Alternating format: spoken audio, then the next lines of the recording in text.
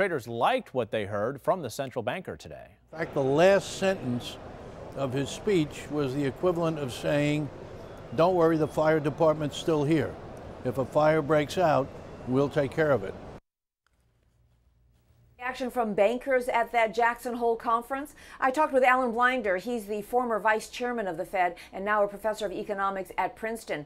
And I asked him if he agreed with the Wall Street assumption that Bernanke gave the go-ahead today for more stimulus for the economy. I think he did, but I only say that because of what he and the Fed in general has said before. They sort of made a quasi-commitment to go with more stimulus unless something was going to deter them, unless the economy was looking a lot better. And there's been some speculation, because the economy is looking a tiny bit better, whether that might deter the Fed. And I think the answer to that we heard today was no. Alan, the target date that many people are targeting is September 13th. That's the next Fed meeting for some kind of action. Does that make sense to you?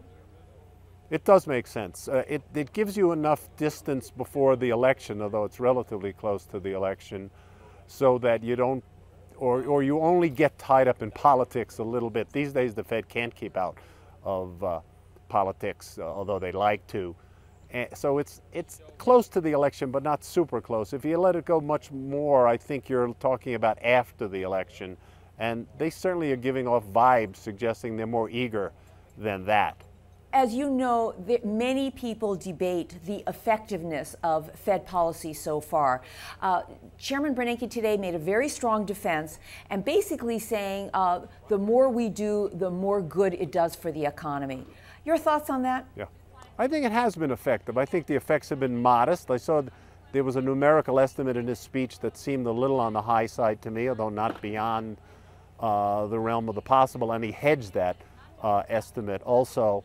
I think the issue, at least for example, in the forward guidance, is very much one of diminishing returns. He also said that these Fed policies have created 2 million jobs. Do you agree with that number? That was the estimate that I was just referring to, Susie. It seemed a little on the high side to me. So we get a new jobs report next Friday. What do you think the number of new hires is going to be, and what is that going to tell us about the health of the U.S. economy? I think for anybody to sit up and take notice that this looks like a very good signal, you'd have to have over 200,000 jobs. You know, in the 8 years of the Clinton administration, a number north of 200,000 was the average for 8 years. There wasn't an exceptional month or anything. That was just average. And we need to do a lot better than average to climb out of the hole that we're in now. I think while it would be nice to have a number over 200,000, that is not enough to deter the Fed, Bernanke and the majority. Unless we get a number north of 300,000, which doesn't seem very likely at all, that's not going to be a deterrent to the Fed. We got consumer confidence numbers today. It looks like consumers are feeling a little bit better about the economy. Recent numbers about housing have also been encouraging. What's your take on the health of the economy right now?